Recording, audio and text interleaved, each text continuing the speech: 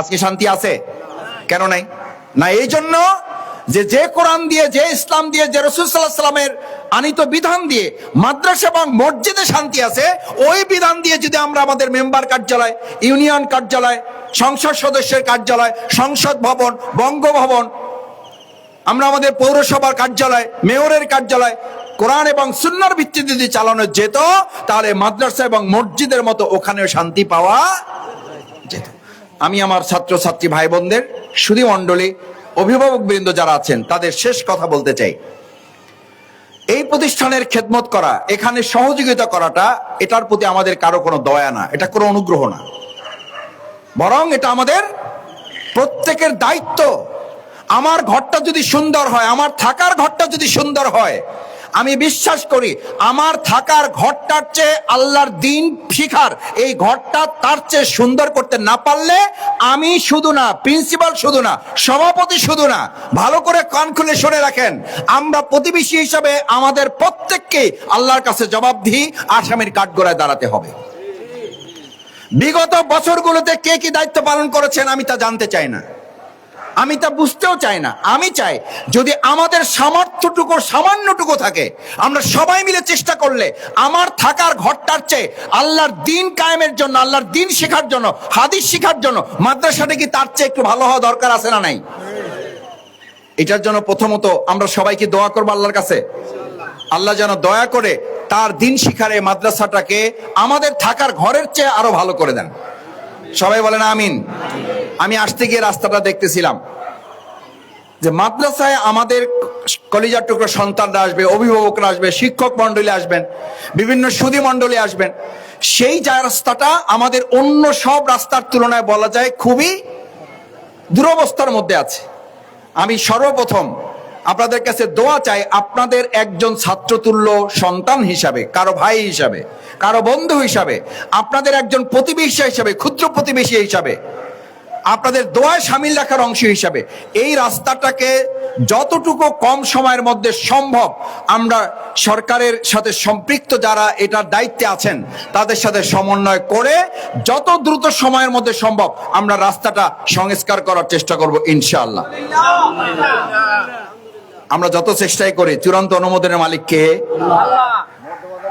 ভালো করে আমাদের এটা বুঝতে হবে। সুতরাং আমাদের চেষ্টা করতে হবে, সাহায্য চাইতে হবে কার কাছে?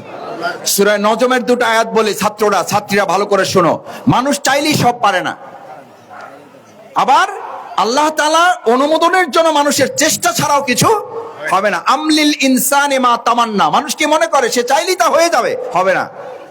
আবার আল্লাহ তাআলাই বলেন ওয়া আন লাইসা লিল ইনসানি ইল্লা মা সা, মানুষ যদি চেষ্টা না করে তাহলে চেষ্টার বাইরে তাকে কিছুই দেওয়া হবে না। সুতরাং বিগত বছরগুলোতে কে কি চেষ্টা করেছেন তারা আল্লাহর কাছে তাদের জবাবদিহি করবেন, আমাদের জবাবদিহি আল্লাহর কাছে আমাদের করতে হবে।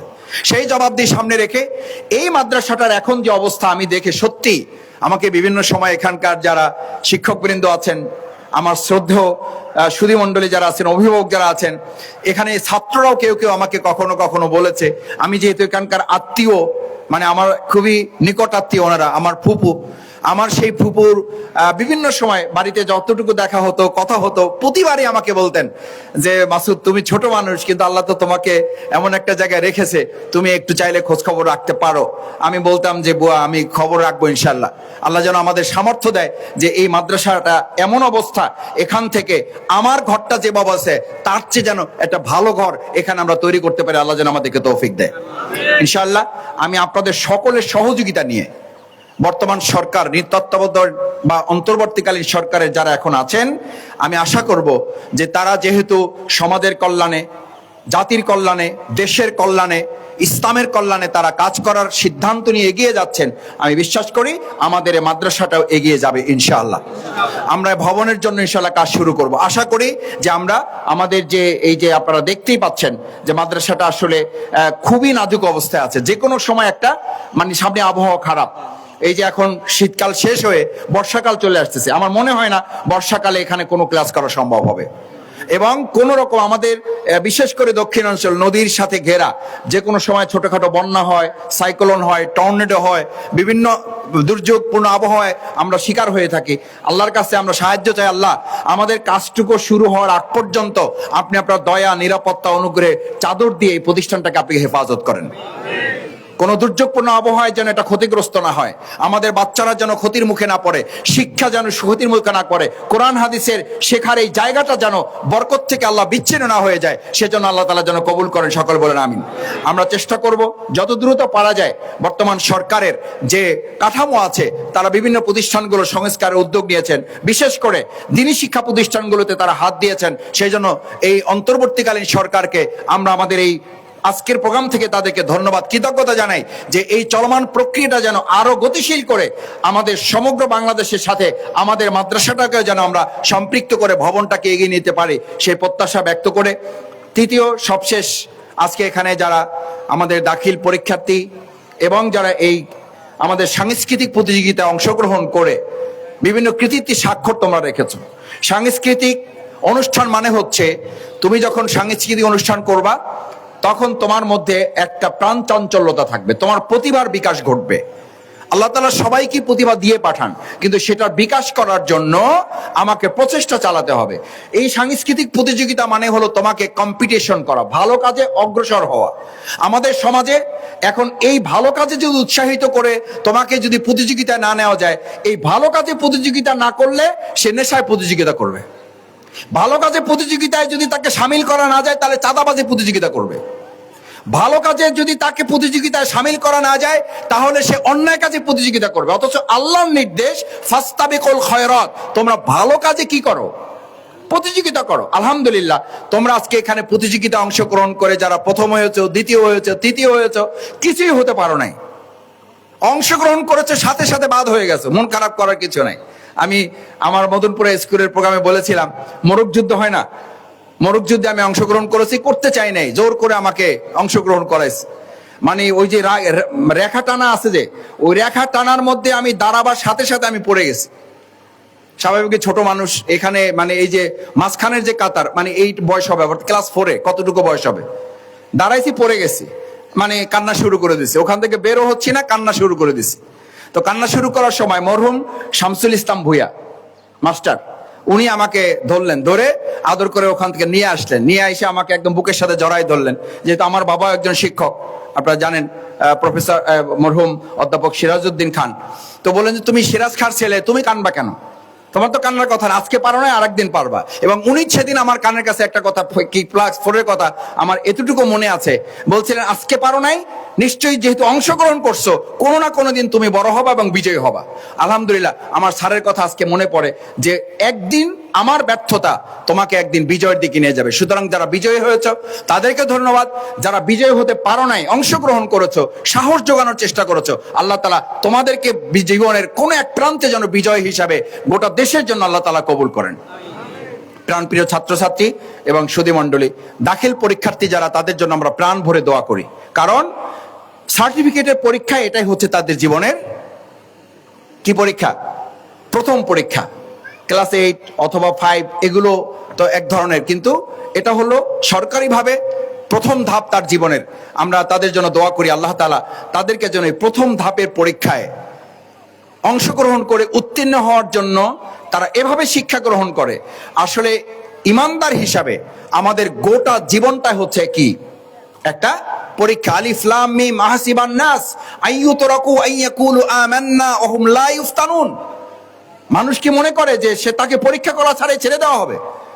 এই শিক্ষাটার কথা বলে আমি বক্তব্য শেষ করে দিচ্ছি এবং আজকের এই অনুষ্ঠানের উদ্বোধন ঘোষণা করছি। আল্লাহ সুবহানাহু ওয়া তাআলা আমাদের এই সাংস্কৃতিক অনুষ্ঠান, দোয়া অনুষ্ঠান এবং সামগ্রিক যে আয়োজন আমরা করেছি, ভুল ত্রুটি হলে আল্লাহ তাআলা মেহেরবানি করে মাফ করুন। বাকি সমস্ত কাজগুলো তার সন্তুষ্টি, দুনিয়ার কল্যাণ, পরকালে নাজাতের উসিলা হিসাবে জান্নাতে যাওয়ার জন্য আজকের এই আয়োজনকে আল্লাহ তাআলা যেন কবুল করেন। তাহলে পরীক্ষাটা কি? পরীক্ষাটা হচ্ছে এই যে আমরা এখানে পড়াশোনা যতই ভালো করি, ক্লাস যতই ভালো করি, হোমওয়ার্ক যতই ভালো করে, হাতের লেখা যতই ভালো হোক, যত তুমি ক্লাসে উপস্থিত থাকো, পরীক্ষা শেষ পর্যন্ত দিতে হবে না? হবে না? হবে। পরীক্ষা ছাড়া যদি ছাত্রোত্তর না থাকে তাহলে ইমানদার হিসাবে আল্লাহর জমিনে আল্লাহর দিন কায়েমের জন্য পরীক্ষা ছাড়া সেখানে ইমানের পরীক্ষায় আমরা কেউ পাশ করতে পারবো না। ছাত্র হিসাবে যেমন পরীক্ষা আছে, ইমানদার হিসাবে আল্লাহর কাছে ইমানের দাবিতে আমাদের পরীক্ষা আছে। আমি তোমাদেরকে শুধু এই অনুরোধ করতে চাই, দাখিল পরীক্ষার্থী যারা, আল্লাহ তাআলা আমাদেরকে কামিয়াব করুন, তোমাদেরকে সুস্থ রাখুন, তোমাদের মেধা শক্তি বৃদ্ধি করে দেন। রব্বিশ শরহ লি সাদরি ওয়া ইয়াসসির লি আমরি ওয়াহলুল উকদাতাম মিন লিসানি ইয়াফকাহু কওলি। আল্লাহ তোমাদের মেধা আরো বেশি বৃদ্ধি করে দেন, যেন দেশ এবং জাতির খেদমতে আল্লাহ এই মাদ্রাসা থেকে রাষ্ট্রের গুরুত্বপূর্ণ দায়িত্ব পালনকারী ব্যক্তি হিসাবে এখান থেকে আমাদেরকে তৈরি হওয়ার তৌফিক দান করেন। এখান থেকে মসজিদের ইমাম তৈরি করে দেন আল্লাহ তাআলা, এখান থেকে বঙ্গভবনের ইমাম তৈরি করে দেন, এখান থেকে সংসদ ভবনের ইমাম তৈরি করে দেন, এখান থেকে প্রত্যেকটা স্তরের নেতৃত্ব দেওয়ার মতো যোগ্যতা সম্পন্ন সন্তান যেন আল্লাহ তাআলা কবুল করেন, সেই প্রত্যাশা ব্যক্ত করে আবারও, মাদ্রাসা শুধুমাত্র মসজিদ পরিচালনার জন্য হবে না, মাদ্রাসা শুধুমাত্র মিলাদ শরীফ পড়ানোর জন্য হবে না। আমি মাদ্রাসায় সেই দাখিলে পড়ার সময় থেকে বলে আসছি, আমি মাদ্রাসায় পড়ি, আমাকে বাসে রিকশায় দেখা হলে বলতো, ও হুজুর আমাদের মিলাদ শরীফটা পড়াই দেন। আমি বললাম, শোনেন, আমার টুপি দেখে যদি আপনার কাছে মনে হয় যে শফিকুল ইসলাম মাসুদ শুধু মিলাদ শরীফ পড়াইতে পারে, আপনার টুপি দেখে যদি আমার মনে হয় যে আমি শুধু জানাজা নামাজ পড়াইতে পারি, আপনার টুপি দেখে যদি মনে হয় যে আমি শুধু মসজিদে ইমামতি করতে পারি, তাহলে ভুল করবেন। মাদ্রাসায় পড়া ছেলেরা শুধু মসজিদে ইমামতি করবে না, মাদ্রাসায় পড়া ছেলেরা শুধুমাত্র মিলাদ শরীফ পড়াবে না, মাদ্রাসায় পড়া ছেলেরা শুধু জানাজার ইমামতি করবে না, মাদ্রাসায় পড়া ছেলেরা ইমামতি করার পর, জানাজা করার পর, মিলাদ শরীফ পড়ার পর, বাবা মার জন্য দোয়া করার পর দেশ এবং রাষ্ট্র পরিচালনার নেতৃত্ব তারা গ্রহণ করবে। করছে না করে নাই? শহীদ মাওলানা মতিউর রহমান নিজামী মাদ্রাসায় পড়া লোক ছিলেন, দুইটা মন্ত্রণালয় চালাইছেন, শিল্প মন্ত্রণালয় চালাইছেন, কৃষি মন্ত্রণালয় চালাইছেন। শহীদ আলী হাসান মোহাম্মদ মুজাহিদ সমাজ কল্যাণ মন্ত্রণালয় পরিচালনা করেছেন। বাংলাদেশের ইতিহাসে এটা এখনো লেখা আছে, ভবিষ্যতে জাতি জানবে, এই মাদ্রাসা পড়া লোকেরাই এমন ভাবে তারা মসজিদের ইমামতি করেছেন, পাশাপাশি বাংলাদেশের তৎকালীন সময় মন্ত্রণালয় পরিচালনায় তারা দুর্নীতিমুক্ত ভাবে চালিয়েছেন, শুধু মাদ্রাসার শিক্ষা তাদের মধ্যে থাকার কারণে।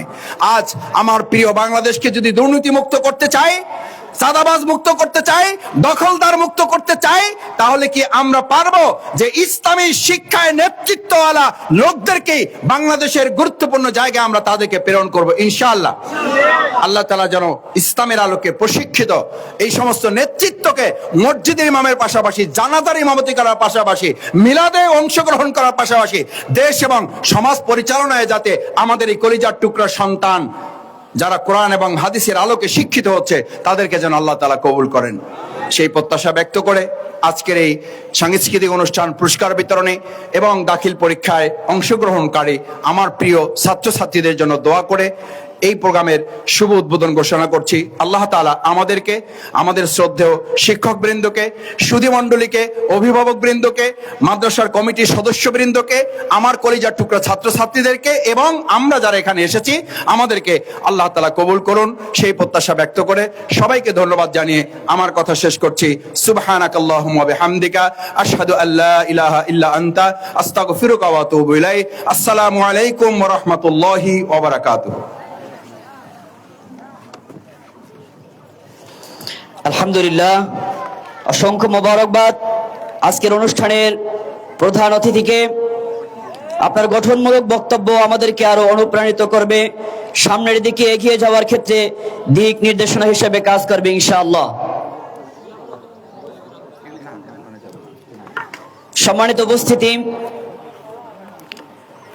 আপনারা সকলেই জানেন বাংলাদেশ ইসলামী ছাত্র শিবির একটি স্বতন্ত্র শিক্ষা প্রতিষ্ঠান। বাংলাদেশ ইসলামী ছাত্র শিবির তারা চাঁদাবাজের রাজনীতি করে না, বাংলাদেশ ইসলামী ছাত্র শিবির দুর্নীতির রাজনীতি করে না, বাংলাদেশ ইসলামী ছাত্র শিবির ছাত্রদের কল্যাণে কাজ করে যাচ্ছে। তাই ধারাবাহিকতায় আমরা বাংলাদেশ ইসলামী ছাত্র শিবির উপজেলার পক্ষ থেকে একটি সিদ্ধান্ত গ্রহণ করেছি। সেই সিদ্ধান্তটি হচ্ছে, আমরা প্রত্যেক প্রতিষ্ঠানে সিঙ্গেল ডিজিট সংবর্ধনা অনুষ্ঠানের আয়োজন করব। সম্মানিত উপস্থিতি, আমাদের এই আজকের অনুষ্ঠানে বাংলাদেশ ছাত্র শিবিরের অনেক দায়িত্বশীল ভাইয়েরা উপস্থিত আছেন।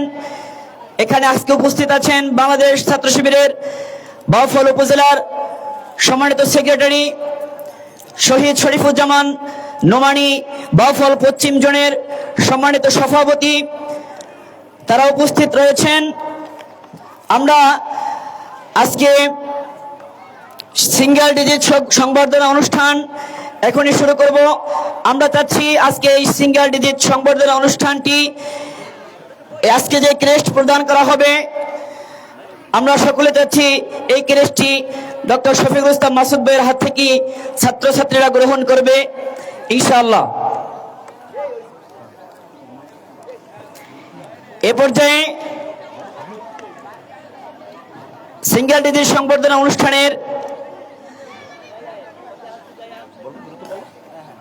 ক্রেস্ট গ্রহণ করবে সপ্তম শ্রেণীর রোল নাম্বার 1 মোসাম্মদ লামিয়া আক্তার, পিতা মোহাম্মদ কামাল শরীফ মোসাম্মদ। এরপরে প্রস্তুতি গ্রহণ করবেন মানসুরা আক্তার, সপ্তম শ্রেণী, পিতা মোহাম্মদ মাসুদ রানা। এরপরে আসবেন হাফিজুর রহমান, পিতা মোহাম্মদ রেজাউল করিম, সপ্তম শ্রেণী। এরপরে আসবেন মোসাম্মদ আখিনুর, অষ্টম শ্রেণী, পিতা মোহাম্মদ হালিম হাওলাদার। এরপরে আসবেন মোসাম্মদ সঞ্জিদ আক্তার, অষ্টম শ্রেণী, পিতা মোহাম্মদ ওহিদ মোল্লা। এরপরে আসবেন মোসাম্মদ ফাতিমা বেগম, অষ্টম শ্রেণী, পিতা মোহাম্মদ আলমগীর। এরপরে আসবেন সাদি আক্তার মিম।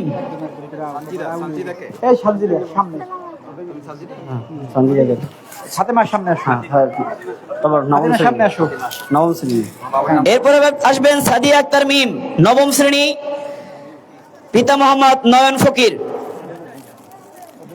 এরপরে আসবেন রাফিয়া আক্তার, পিতা মোহাম্মদ ফিরোজ ফকির, নবম শ্রেণী। এরপরে আসবেন রিয়ামণি, পিতা মোহাম্মদ আবুল হোসেন। এরপরে আসবেন মোসাম্মদ তানজিলা, দশম শ্রেণী, পিতা মোহাম্মদ জলিল গাজী। এরপরে আসবেন মোসাম্মদ মারিয়া আক্তার, দশম শ্রেণী, পিতা মোহাম্মদ আশরাফ মীর। এরপরে আসবেন মোসাম্মদ জামিলা আক্তার, দশম শ্রেণী, পিতা মোহাম্মদ রুহুল আমিন। এরপরে আসবেন মোসাম্মদ জান্নাতুল, দশম শ্রেণী, দাখিল পরীক্ষার্থী, পিতা মোহাম্মদ আবু জাফর মির্জা।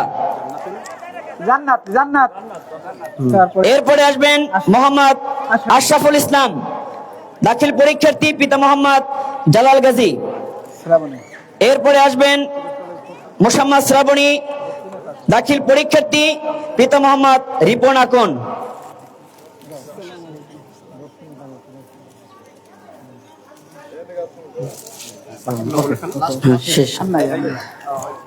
সর্বশেষ মোসাম্মদ শ্রাবণী, দাখিল দশম শ্রেণী, পিতা মোহাম্মদ রিপন আকন। আমাদের সকল পর্ব শেষ হয়েছে মোটামুটি। এখন আমাদের বলতে পারি না বিশ্বরাতে বক্তব্য দিয়ে জন্য না এরপর আপনারা পরিচালনা করতে শুরু করুন। আলহামদুলিল্লাহ, উত্তর মদনপুর ইসলামিয়া দাখিল মাদ্রাসার শীতকালীন বার্ষিক ক্রীড়া সাংস্কৃতিক ও পুরস্কার বিতরণী অনুষ্ঠান এবং 2025 সালের দাখিল পরীক্ষার্থীদের বিদায় ও দোয়া অনুষ্ঠানের প্রথম দিনের প্রথম পর্ব আমাদের শেষ হয়েছে। এখন আমরা দ্বিতীয় পর্বে রয়েছে পিটি পরিচালনায় মোহাম্মদ মজিবুর রহমান, সহকারী শিক্ষক, উত্তর মদনপুরা ইসলামিয়া দাখিল মাদ্রাসা।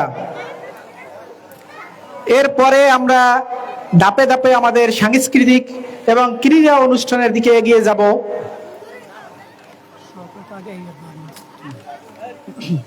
এ পর্যায়ে